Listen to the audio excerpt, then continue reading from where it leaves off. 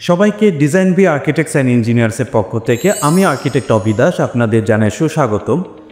আজকে আমরা একটি বিষয় নিয়ে কথা বলবো, সেটি হচ্ছে 2023-এর যে আইন করা হয়েছে, যেটি গণপ্রজাতন্ত্রী বাংলাদেশ সরকারের গৃহায়ণ ও গণপূর্ত মন্ত্রণালয়ের আন্ডারে একটি আইন করা হয়েছে।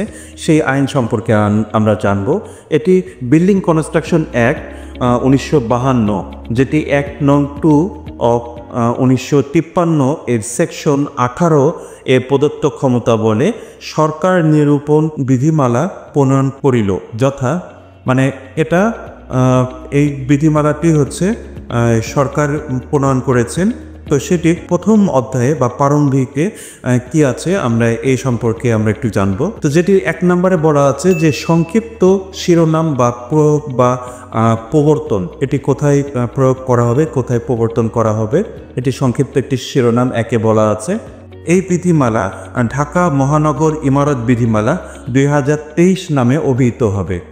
2-এ বলা আছে ইহা টাউন ইমপ্রুভমেন্ট অ্যাক্ট 1953 অ্যাক্ট নং 8 অফ 1953 এর অধীনে প্রণীত ঢাকা মহানগর মহাপরিকল্পনাভুক্ত বা মাস্টার প্ল্যান এলাকার জন্য প্রযোজ্য হবে। এবং 3-এ বলা আছে এটা অবিলম্বে কার্যকর হবে। তো এই হচ্ছে এই প্রথম অংশ, প্রথম অধ্যায়ে প্রথম 1 নম্বর অংশ। আমরা দ্বিতীয় বা 2 নম্বর অংশ ভিতরে অনেকগুলো ক্লজ আছে, আমরা এগুলো পরবর্তীতে ধাপে ধাপে জানবো। তো সে পর্যন্ত আমাদের সাথে থাকবেন এবং পরবর্তী ভিডিওতে আপনাদের সাথে দেখা হবে। তো সে পর্যন্ত সবাই ভালো থাকবেন, সুস্থ থাকবেন।